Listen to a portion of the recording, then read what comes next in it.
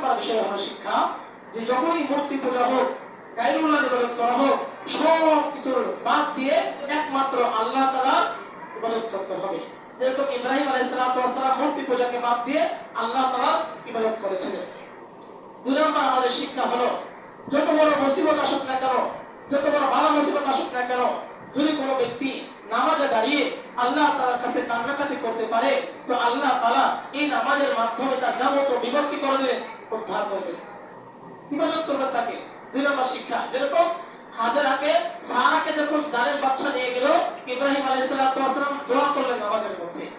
তিন নম্বর শিক্ষা, যত বড় মুসিবতে আসুক না কেন, বিপদের সময় যদি কোনো বান্দা খালিস দিলে মুহাব্বতের সঙ্গে হাসবুনাল্লাহু ওয়া নি'মাল ওয়াকিল এই আয়াতটা পড়ে আল্লাহ তাআলা তাকে সেই বিপদ থেকে হিফাজত করবেন। সুবহানাল্লাহ বলে। পাঁচ নম্বর শিক্ষা, যদি কোনো ব্যক্তির সন্তান না হয়, এটা আপনারা জানবেন, অপরকে জানাবেন। যদি কারো সন্তান না হয়, হচ্ছে না, 5 বছর 6 বছর বিবাহ হয়ে গেছে, ওই স্বামী আর স্ত্রী যদি 5 ওয়াক্ত নামাজ পড়ে, প্রত্যেক নামাজের পড়ে এবং নামাজ ছাড়াও এই আয়াতটা পড়ে রব্বি হাবলি মিনাস সালিহিন, কি আয়াতটা বলেন না সবাই, রব্বি হাবলি মিনাস সালিহিন, এই আয়াতটা পড়ে যদি দোয়া করে আল্লাহ তাআলার নিকট, আল্লাহ তাআলা সেই ঘরের মধ্যে সন্তান দান করবেন। আল্লাহ তাআলা আমাদের সবাইকে এই শিক্ষাগুলো গ্রহণ করে আমল করার তৌফিক দান করুন। ইব্রাহিম আলাইহিস সালাম তার শহর জন্মভূমি ইরাকের বাবেল থেকে কোথায় হিজরত করতেছিলেন? সিরিয়া, ফিলিস্তিনের দিকে তিনি হিজরত করার ইচ্ছা পোষণ করলেন। তো আল্লাহ রাব্বুল আলামিন তাকে বললেন হিজরত করার জন্য। এই কথাটা পবিত্র কোরআনের সূরা সাফফাত 99 নম্বর আয়াতের মধ্যে ইরশাদ করেছেন আল্লাহ তাআলা।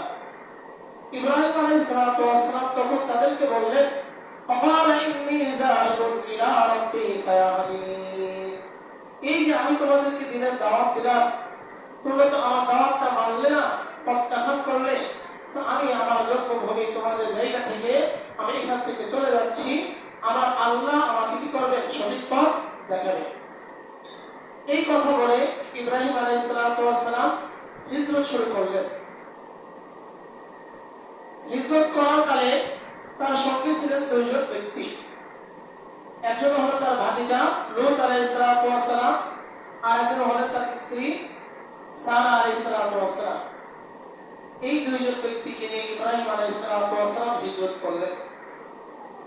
মুহতারাম হাজিরিন, আমরা সবাই জানি, প্রতি সপ্তাহে একটু ইঙ্গিত দিয়েছিলাম, তো এই সিরিয়া যাওয়ার পথে এমন একটা দেশ পড়ে একটা বাদশা ছিল, যেখানে ওই বাদশা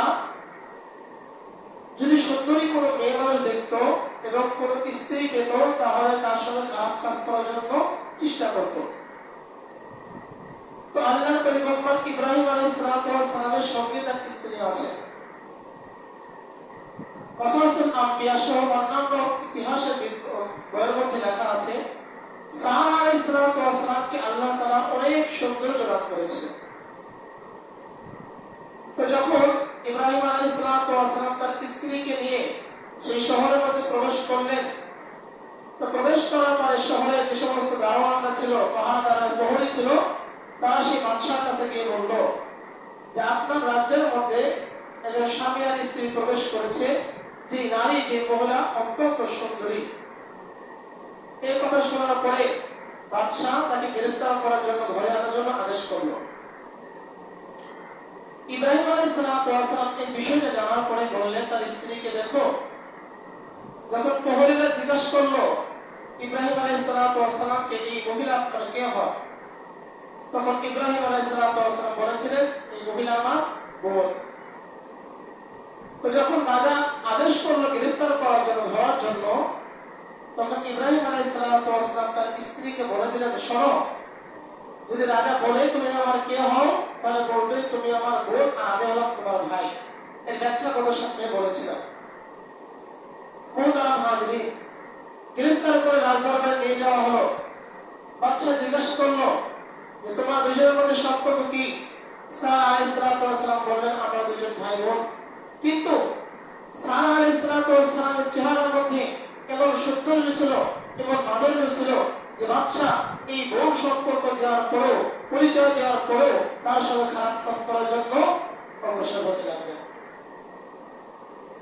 মুহতারাম হাজিরিন, আল্লাহ রাব্বুল আলামিন যে আয়াতটা এখানে নাযিল করেছেন, ওয়ালা ইন্নী যাহিবুন ইলা রাব্বি সায়াহদিন। ইব্রাহিম আলাইহিস সালাতু ওয়াস সালাম যখন তার স্ত্রী সহ হিজরত করলেন, আর যখন বাচ্চা সারা আলাইহিস সালাতু ওয়াস সালামের সঙ্গে মন্দ কাজ করার জন্য ইচ্ছা পোষণ করলো, তখন সারা আলাইহিস সালাতু ওয়াস সালাম বারবার চেষ্টা করতে লাগলেন তার কাছ থেকে দূরে যাওয়ার জন্য। কিন্তু যখন বাচ্চা জলপূর্বক তার সঙ্গে মন্দ কাজ করার জন্য অগ্রসর হলো, সারা আলাইহিস সালাতু ওয়াস সালাম আল্লাহর কাছে দোয়া করতে লাগলেন, ওগো পরওয়ারদিগার, তুমি সাক্ষী থাকো, যদি আমি তোমার পয়গম্বরের উপর ঈমান এনে থাকি, আমি যদি এ যাবত পর্যন্ত আমার ইজ্জত আবরুকে হেফাজত করে থাকি, তাহলে তোমার কাছে আমি দোয়া করছি জালিম বাচ্চা থেকে তুমি আমাকে হেফাজত করো। মুহতারাম হাজিরিন, ইব্রাহিম আলাইহিস সালাতু ওয়াস সালামের স্ত্রী যখন এই দোয়াটা করলেন, করার সঙ্গে সঙ্গে ওই জালিম বাচ্চার হাত দুটো অবশ হয়ে গেল, সে বিকলঙ্গ হয়ে গেল, মাটির মধ্যে লুটিয়ে পড়লো।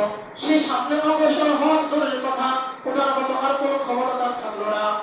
তখন জালিম বাচ্চা সারা আলাইহিস সালাতু ওয়াস সালামকে বলল, ও সারা, আমি ভুল করেছি, অন্যায় করেছি, আমার ভুল হয়েছে, তুমি ক্ষমা করে দাও। তোমার মালিকের নিকট তোমার পরওয়ার দাও, পরওয়ার আল্লাহ তাআলার নিকট তুমি দোয়া করো যেন তোমার আল্লাহ আমাকে সুস্থ করে দেয়। আমি কসম করে বলছি তোমার দিকে আমি আর খারাপ মন্দ অগ্রসর হব না।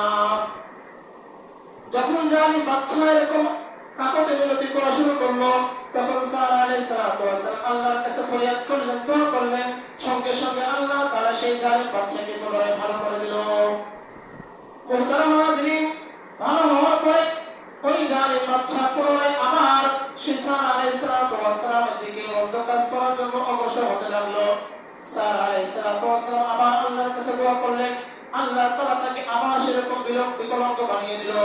এরকম তিনবার যখন হলো, তিনবার হওয়ার পরে ওই বাচ্চা বুঝতে পারলো এটা কোনো সাধারণ মহিলা নয়, এটা কোনো সাধারণ নারী নয়, অবশ্যই এটা আল্লাহ তাআলার প্রিয় বান্দী হবেন। তখন ইব্রাহিম আলাইহিস সালাতু ওয়াস সালাম নামাজে দাঁড়িয়েছিলেন। আল্লাহ তাআলা ইব্রাহিম আলাইহিস সালাতু ওয়াস সালাম আর সারা আলাইহিস সালাতু ওয়াস সালামের মাঝে একটা পর্দা দিয়ে দিয়েছিলেন, কাচের পর্দা। ইব্রাহিম আলাইহিস সালাতু ওয়াস সালাম ওই জায়গা থেকে সব কিছু দেখতে পাচ্ছিলেন, তার স্ত্রীর সঙ্গে কেমন আচরণ করা হচ্ছে। ইব্রাহিম আলাইহিস সালাতু ওয়াস সালাম নামাজে দাঁড়িয়ে গেলেন, নামাজে দাঁড়িয়ে আল্লাহ তাআলার কাছে ফরিয়াদ করতে লাগলেন এই জালিম বাচ্চা থেকে মুক্ত হওয়ার জন্য।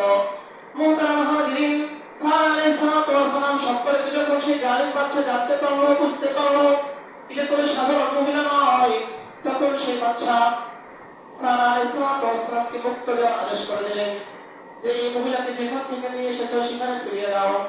কিন্তু খুশির সংবাদ হলো, সারা আলাইহিস সালাতু ওয়াস সালামকে যখন ফিরিয়ে দিলেন বাচ্চা, ফিরিয়ে দেওয়ার আগে এই সারা আলাইহিস সালাতু ওয়াস সালামের উপর সন্তুষ্ট হয়ে খুশি হয়ে তার একটা খাদেমা ছিল, অথবা তার কন্যা ছিল, নাম হলো হাজেরা।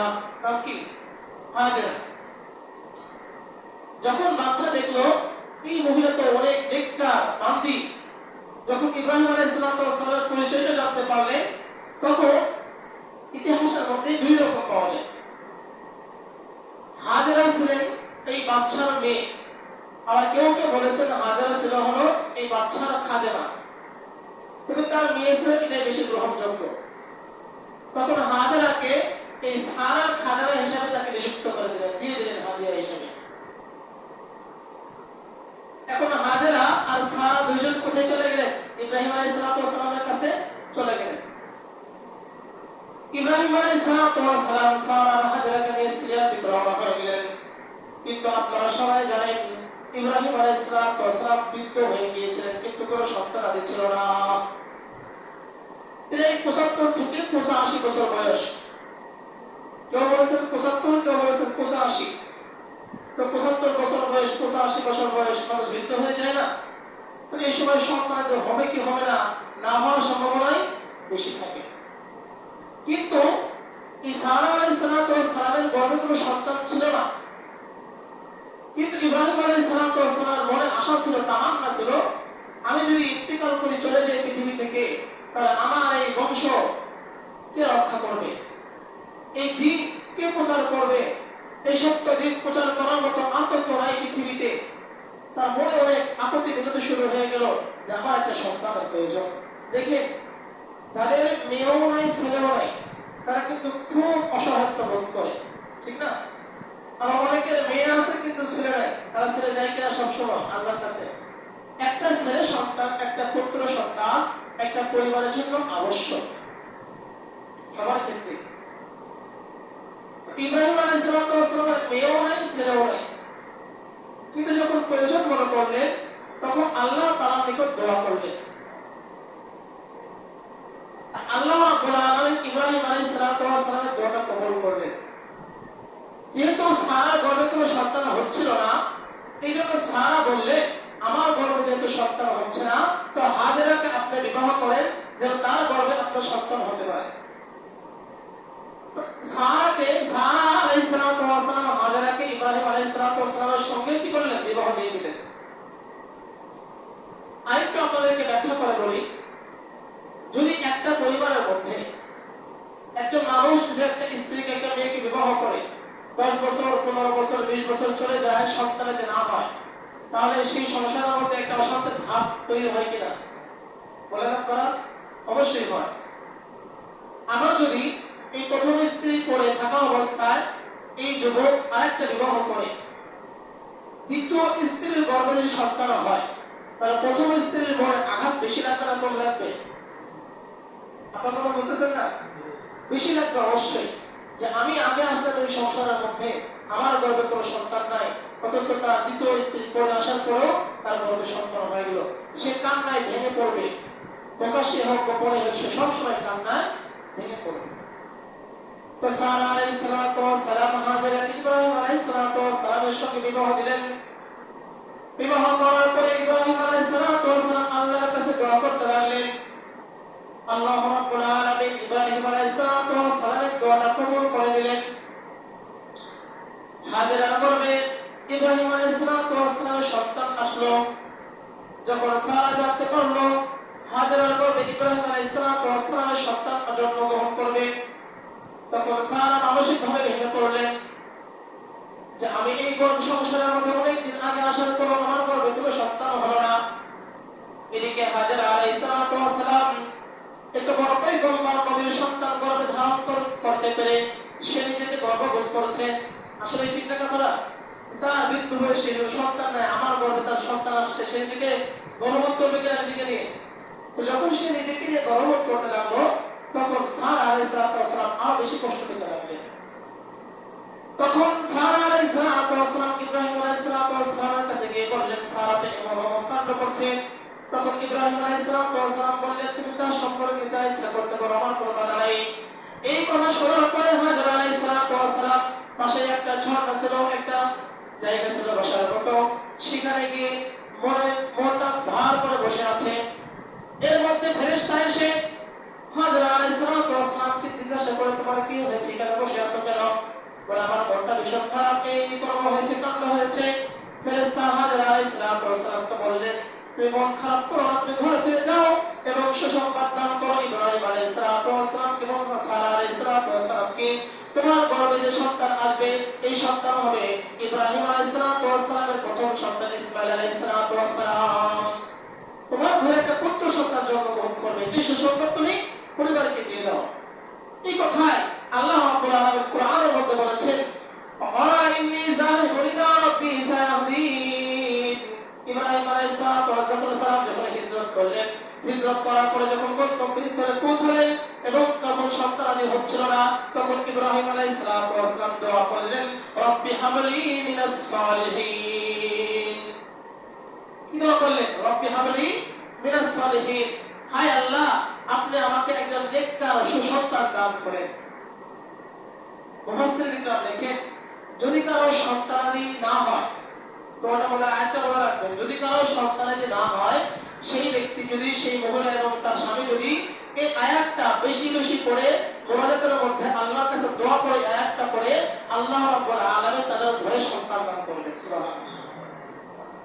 এটা বিশাল বড় পাওয়ারফুল দোয়া একটা, যে দোয়া করার কারণে ইব্রাহিম আলাইহিস সালাম বৃদ্ধ বয়সেও সন্তান লাভ করেছেন। এই দোয়াটা সবাই মুখস্থ করে রাখবেন। ইব্রাহিম আলাইহিস সালাম যখন বললেন, রব্বি হাবলি মিনাস সালিহিন, হায় আল্লাহ আপনি আমাকে একজন সালেহীন নেককার সৎ পুত্র সন্তান দান করেন।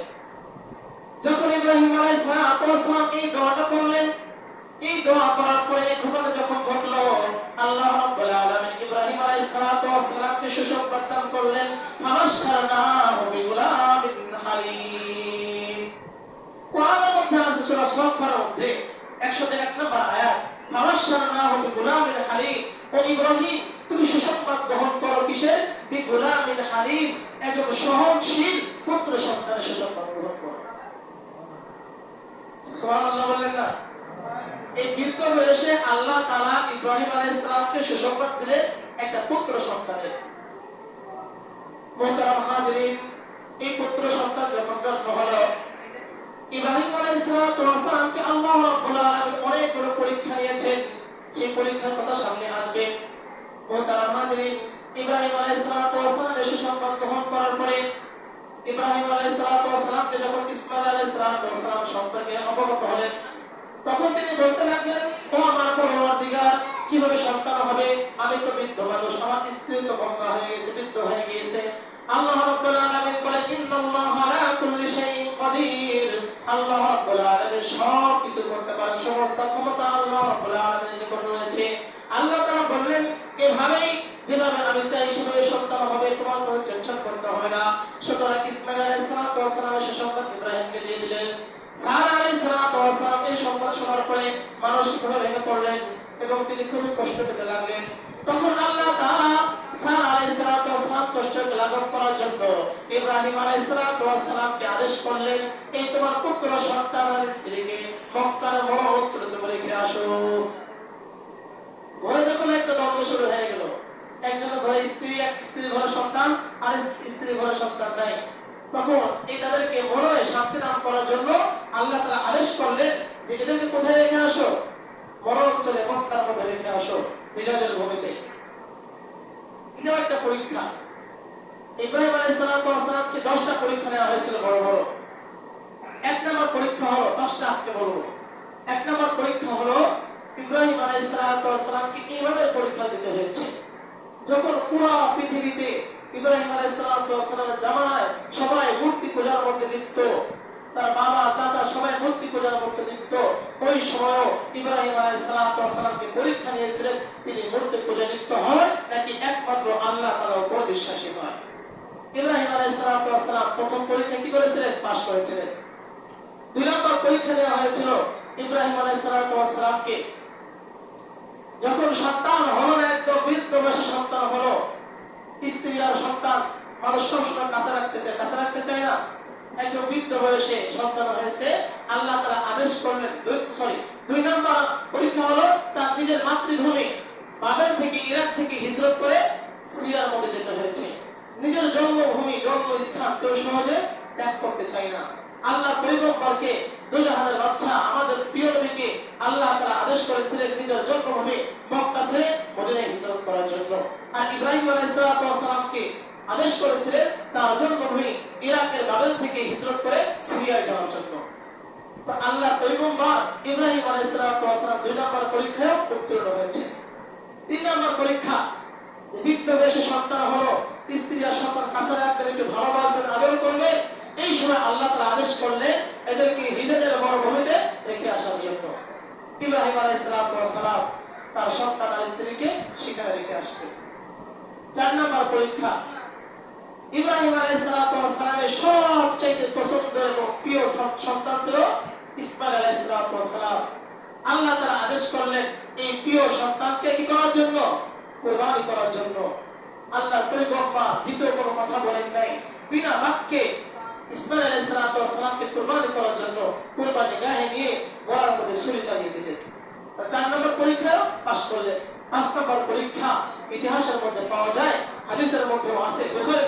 বুখারী শরীফের হাদিসের মধ্যে আল্লাহ পয়গম্বর হাদিসটা বলেছেন, قال رسول الله صلى الله عليه وسلم اختتن ابراهيم عليه الصلاه والسلام بعد 8 سنوات। ইব্রাহিম আলাইহিস সালামকে 80 বছর বয়সে আল্লাহ তাআলা আদেশ করেছিলেন খতনা করার জন্য। 80 বছর বয়সে আল্লাহ তাআলা আদেশ করেছিলেন খতনা করার জন্য, মুসলমানি করার জন্য। হাদিসের মধ্যে আসছে ইখতানা ইব্রাহিম আলাইহিস সালাম بعد 8 سنوات, যে 80 বছর বয়সের পরে ইব্রাহিম আলাইহিস সালাম নিজের হাতে কোরআন দিয়ে নিজের খতনা করেছিলেন। সুবহানাল্লাহ বললেন না? 80 বছর বয়সে নিজের হাতে নিজে কোরআন নিয়ে খতনা নিজে করেছিলেন ইব্রাহিম আলাইহিস সালাম। এই 5 নম্বর পরীক্ষার মধ্যে ইব্রাহিম আলাইহিস সালাম পাস করলেন। তো মোহতারাম হাজির, যে কথাগুলো বলছিলাম, আল্লাহ তাআলা আদেশ করলেন তার প্রিয় পুত্র ইসমাঈল আর তার স্ত্রী হাজারাকে সেই বড় অঞ্চলে হিজরতের মধ্যে রেখে আসার জন্য আল্লাহর পয়গম্বর ইব্রাহিম আলাইহিস সালাম তার পুত্র সন্তান ইসমাঈলকে নিয়ে তার স্ত্রী হাজারাকে নিয়ে সেই বড় অঞ্চলে চলে গেলেন, যেখানে পানি নাই, কোনো খাবার নাই, লোকজন নাই, কোনো জনবসতি নাই। এই বড় অঞ্চলের মধ্যে তাদেরকে রেখে আসলেন। হাজারা ইব্রাহিম ইসমাঈল আলাইহিস সালামকে কিছু খেজুর আর কিছু পানি রেখে আসলেন। যখন দেশে রেখে ইব্রাহিম আলাইহিস সালাম ফিরে আসলেন, তখন হাজারা আলাইহিস সালাম পিছন থেকে বারবার বলতেছিলেন, আপনি আমাদেরকে এখানে কেন রেখে যাচ্ছেন? প্রথমবার যখন জিজ্ঞাসা করলেন, ইব্রাহিম আলাইহিস সালাম কোনো উত্তর দিলেন না। দ্বিতীয়বার আবার পিছন দৌড়ায় দৌড়ায় আসতেছিলেন আর বলতেছিলেন, আপনি আমাদেরকে এখানে কেন রেখে যাচ্ছেন? ইব্রাহিম আলাইহিস সালাম দ্বিতীয়বার কোনো উত্তর দিলেন না। তৃতীয়বার যখন হাজারা আলাইহিস সালাম বললেন, আপনি কি আপনার আল্লাহ তার আদেশে আমাদেরকে এখানে রেখে যাচ্ছেন? ইব্রাহিম আলাইহিস সালাম তখন বললেন, হ্যাঁ, আমার আল্লাহ আমাকে আদেশ করেছেন তোমাদেরকে এখানে রেখে যাওয়ার জন্য, এজন্য আমি তোমাদেরকে বড় অঞ্চলে রেখে যাচ্ছি। তখন হাজারা আলাইহিস সালাম বললেন যে আল্লাহ আপনাকে আদেশ করেছেন এই বড় অঞ্চলে আমাদেরকে রেখে যাওয়ার জন্য, সেই আল্লাহ আমাদের জন্য যথেষ্ট হয়ে যাবে। সুবহানাল্লাহ বললেন না? আশেপাশে কোনো মানুষ নাই, খাবারের কোনো ব্যবস্থা নেই, কোনো পানি নেই, কোনো কিছুই নাই। এমন একটা পরিস্থিতির মধ্যে একটা ছোট্ট বাচ্চা আর একজন মহিলাকে রেখে যাচ্ছে, আর এমন মহিলা দেখে এই অঞ্চলের মধ্যে রেখে যাচ্ছে, কোথায় কান্নাকাটি করবে, আমি তোমার সঙ্গে থাকবো না, আমি এখানে থাকতে পারবো না, আমাকে আমার বাবার বাড়িতে রেখে আসো, আমার বাবা তো বাচ্চা ছিল, ওখানে রেখে আসো, আমি তোমার সঙ্গে সংসার করবো না। এরকম বলা উচিত ছিল কিনা? আমাদের স্ত্রী হইলে, বর্তমান মহিলা হলে থাকতে হবে না, তোর সংসারই করতাম না, থাকতে হবে সংসার নিয়ে। কি বলে? আমি তো সংসারই করতাম না। ভালো একটা ঘর না হলে থাকে না বর্তমান। তো এই বড় অঞ্চলের মধ্যে যেখানে মানুষ নাই, কোনো খাবারের ব্যবস্থা নাই, আল্লাহর পয়গম্বরের স্ত্রী আর সন্তানকে রেখে যাচ্ছেন। রেখে যখন চলে গেলেন, কয়েকদিনের মধ্যে যে সামান্য খেজুর ছিল আর পানি ছিল, এই খেজুর আর পানিগুলো শেষ হয়ে গেল। এদিকে পানির পিপাসায় ছোট্ট শিশু সন্তান ইসমাঈল আলাইহিস সালাম ছটফট করতে লাগলেন। মা হাজারা আলাইহিস সালাম এই সন্তানের কষ্ট দেখে আর সহ্য করতে পারলেন না। বিন্দু পরিমাণ পানির জন্য তিনি দৌড়াদৌড়ি ছোটাছুটি করতে লাগলেন। দুইটা পাহাড় ছিল তখন, বর্তমান যে দুইটা পাহাড় এখনো আছে, সাফা আর মারওয়া। হাজারা আলাইহিস সালাম একবার সাফা পাহাড়ে যায় আর একবার মারওয়া পাহাড়ে যায়, যে পানির কোনো সন্ধান পাওয়া যায় কিনা। ইতিহাসের মধ্যে লেখেন, কোন দশা লেখেন, হাজারা আলাইহিস সালাম যখন দূর থেকে দেখতে পান মরুভূমির মধ্যে, দূরে তাকাইলে মনে হয় সেখানে কিছু পানি মনে হয় আছে। আপনারা কখন চলে গেছেন কিনা চলে, বা বিভিন্ন মাঠের মধ্যে যখন যাবেন, রোদের উত্তাপ বেশি থাকলে দূরে তাকাইলে মনে হয় পানি ছিটবিল ছিটবিল করছে, মনে হয় অনেক সময়। তো হাজারা আলাইহিস সালাম মরুভূমি থাকার কারণে অনেক দূরে যখন তাকাইছে, মনে হচ্ছে সেখানে পানি আছে, তিনি দৌড়ায় সেখানে চলে গেছেন, যা দেখে পানি নেই। এরকম ছোটাছুটি করতেছিলেন। যখন 7 বার তিনি চক্কর দিলেন, তখন আল্লাহ তাআলা ফেরেশতাকে পাঠিয়ে দিলেন। ফেরেশতা এসে ইসমাঈল আলাইহিস সালামের এই পায়ের নিচে একটা আঘাত করলেন, আর সেই মরুভূমি, সেই বালুকাময় স্থান থেকে আল্লাহ রাব্বুল আলামিন কুদরতিভাবে একটা ঝর্ণা চালু করে দেন। সুবহানাল্লাহ। তো হাজারা আলাইহিস সালাম যখন দেখলেন তার সন্তানের পায়ের নিচ থেকে পানি উঠতেছে, তখন দ্রুত চলে আসলেন, এসে বালু দিয়ে এই বাঁধটা দিলেন, পানি বাঁধ দিলেন, যেন পানিগুলো এখান থেকে না চলে যায়। এই পানি বাঁধ দেওয়ার সময় তিনি বারবার বলতেছিলেন, জম জম। আমরা বলি না জমে থাকো জমে থাকো, মানে থামো, একসঙ্গে থাকো। তো বালু দিয়ে বাঁধ দিলে তো পানি থাকবে না। তো হাজারা আলাইহিস সালাম বালু দিয়ে বাঁধ দিচ্ছিলেন আর মুখে বলছিলেন জম জম। ওখান থেকেই বর্তমান কূপের নাম কি হয়েছে? জম জম কূপ। তো ইসমাঈল আলাইহিস সালাম সেখানে পানি পান করলেন। অতঃপর যখন এই পানির সন্ধান পেল একটা গোত্র, নাম হলো জুরহুম গোত্র। এই জুরহুম গোত্র এই পানির সন্ধান পেয়ে এখানে বসবাস করা শুরু করলেন। সেখান থেকে সর্বপ্রথম আরবের মধ্যে মানুষের বসবাস শুরু হয়ে যায়। জুরহুম গোত্রে সর্বপ্রথম সেখানে জনবসতি গড়ে ওঠায়।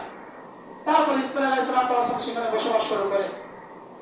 এই পরীক্ষা উত্তীর্ণ হওয়ার পরে আল্লাহ রাব্বুল আলামিন ইব্রাহিম আলাইহিস সালামকে স্বপ্নে আদেশ করলেন যে আমি বৃদ্ধ বয়সে ইব্রাহিম আলাইহিস সালামকে সন্তান দান করলাম।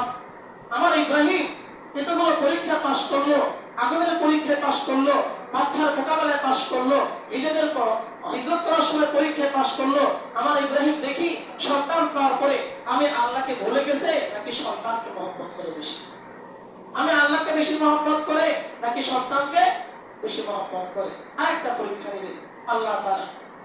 এখন আল্লাহ রাব্বুল আলামিন ইব্রাহিম আলাইহিস সালামকে স্বপ্ন দেখালেন, ও ইব্রাহিম, তোমার সবচেয়ে প্রিয় বস্তু যেটা রয়েছে সেই প্রিয় বস্তুকে তুমি কুরবানি করো আল্লাহ তাআলার নামে। এই আদেশ পাওয়ার পরে ইব্রাহিম আলাইহিস সালামের ঘুম ভেঙে যায়। স্বপ্নে আদেশ পাওয়ার পরে ইব্রাহিম আলাইহিস সালাম সন্তানকে কুরবানি করার জন্য ইচ্ছা পোষণ করলেন। এই পৃথিবীর মধ্যে সবচেয়ে প্রিয় বস্তু আমার ইসমাঈল ছাড়া কিছুই হতে পারে না। সুতরাং আল্লাহ তাআলা ইব্রাহিম আলাইহিস সালামকে যখন আদেশ করলেন, ইব্রাহিম আলাইহিস সালাম ইসমাঈলকে জিজ্ঞাসা করলেন। কোন কোন ইতিহাসের মধ্যে পাওয়া যায় ইব্রাহিম আলাইহিস সালাম 100 দুম্বা প্রথমে কি করেছিলেন? কুরবানি করেছিলেন। দ্বিতীয়বার যখন স্বপ্ন দেখেন আরেকশো কি করেছিলেন? উট কুরবানি করেছিলেন। যখন তারপরে তৃতীয়বার স্বপ্ন দেখলেন তখন তিনি বুঝতে পারলেন উট আর দুম্বায় কাম হবে না, এখন আমার প্রিয় সন্তান ইসমাঈলকে কি করতে হবে? কুরবানি করতে হবে। এই কথাই আল্লাহ তাআলা কোরআনের মধ্যে বলেছেন, ফালাম্মা বালাগা মাহু সায়া ক্বালা ইয়া বুনাইয়া ইন্নী আরা ফিল মানামি আন্নী আযবাহুকা ফানজুর মাযা তারা। ইসমাঈল আলাইহিস সালাম যখন পিতার সঙ্গে হাঁটাচলা করতে পারে, একটা সন্তান জন্মভূষ্ট হওয়ার পরে যেরকম মহব্বত হয়, 5 বছর 6 বছর যাওয়ার পরে মহব্বত বাড়ে নাকি আরো কমে? বলেন তো, বাড়ে। তো আল্লাহ তাআলা এমন সময় পরীক্ষা নিচ্ছে যে সময়টা ভালোবাসা একদম পরিপূর্ণ হয়ে গেছে ইব্রাহিম আলাইহিস সালাম। এমন সময় বারামা মাহু সায়া, সায়া শব্দের অর্থ হলো চলা, দৌড়ানো, হাঁটা চলা করা। বারামা মাহু সায়া, যখন ইব্রাহিম আলাইহিস সালামের সঙ্গে ইসমাঈল চলতে শুরু করলো, দৌড়াতে শুরু করলো, তখন আল্লাহ তাআলা ইব্রাহিমকে স্বপ্ন দেখালেন যে তোমার প্রিয় বস্তুকে কি করো? কুরবানি করো। তো আল্লাহ তাআলা ইব্রাহিম আলাইহিস সালামকে অনেকগুলো পরীক্ষা নিয়েছিলেন, ঈমানের পরীক্ষা, বিভিন্ন পরীক্ষা নিয়েছিলেন। আল্লাহ তাআলা চায় তো ইনশাআল্লাহ আগামী জুমায় কুরবানি সম্পর্কে আলোচনা হবে। ইসমাঈল আলাইহিস সালামকে কিভাবে জবাহ করতে নিয়ে গিয়েছিলেন এবং শয়তান কিভাবে ধোঁকা দিয়েছিল বারবার, এবং কঙ্কর যে নিক্ষেপ করা হয় বর্তমান, এই কঙ্কর পাথর নিক্ষেপ করা কোন জায়গা থেকে আসলো, এটাও ইনশাআল্লাহ বিস্তারিত আলোচনা করা হবে। কিন্তু বিষয় হলো আজকে আমরা আলোচনা থেকে কি শিখলাম? শুধু আলোচনা করলাম, শুনলাম, মজা পাইলাম, কিন্তু শিক্ষার বিষয় থাকতে হবে আলোচনার মধ্যে। 1 নম্বর বিষয় হলো শিক্ষা, যে যখনই মূর্তি পূজা হোক, গায়রুল্লাহ ইবাদত করা হোক, সব কিছুর বাদ দিয়ে একমাত্র আল্লাহ তাআলার ইবাদত করতে হবে। যেরকম ইব্রাহিম আলাইহিস সালাম মূর্তি পূজাকে বাদ দিয়ে আল্লাহ তাআলার ইবাদত করেছিলেন। 2 নম্বর আমাদের শিক্ষা হলো, যত বড় মুসিবত আসুক না কেন, যত বড় বালা মুসিবত আসুক না কেন, যদি কোনো ব্যক্তি নামাজে দাঁড়িয়ে আল্লাহ তাআলার কাছে কান্নাকাটি করতে পারে, তো আল্লাহ তাআলা এই নামাজের মাধ্যমে তার যাবতীয় বিপদ কি করে দেবেন? উদ্ধার করবেন, হিফাজত করবেন তাকে। 2 নম্বর শিক্ষা, যেরকম হাজেরাকে, সারাকে যখন জালের বাচ্চা নিয়ে গেল, ইব্রাহিম আলাইহিস সালাম দোয়া করলেন নামাজের মধ্যে। 3 নম্বর শিক্ষা, যত বড় মুসিবতে আসুক না কেন, বিপদের সময় যদি কোনো বান্দা খালিস দিলে মুহাব্বতের সঙ্গে হাসবুনাল্লাহু ওয়া নি'মাল ওয়াকিল এই আয়াতটা পড়ে আল্লাহ তাআলা তাকে সেই বিপদ থেকে হিফাজত করবেন। সুবহানাল্লাহ বলে। 5 নম্বর শিক্ষা, যদি কোনো ব্যক্তির সন্তান না হয়, এটা আপনারা জানবেন, অপরকে জানাবেন। যদি কারো সন্তান না হয়, হচ্ছে না, 5 বছর 6 বছর বিবাহ হয়ে গেছে, ওই স্বামী আর স্ত্রী যদি 5 ওয়াক্ত নামাজ পড়ে, প্রত্যেক নামাজের পড়ে এবং নামাজ ছাড়াও এই আয়াতটা পড়ে, রব্বি হাবলি মিনাস সালিহিন, কি আয়াতটা বলেন না সবাই? রব্বি হাবলি মিনাস সালিহিন, এই আয়াতটা পড়ে যদি দোয়া করে আল্লাহ তাআলার নিকট, আল্লাহ তাআলা সেই ঘরের মধ্যে সন্তান দান করবেন। আল্লাহ তাআলা আমাদের সবাইকে এই শিক্ষাগুলো গ্রহণ করে আমল করার তৌফিক দান করুন।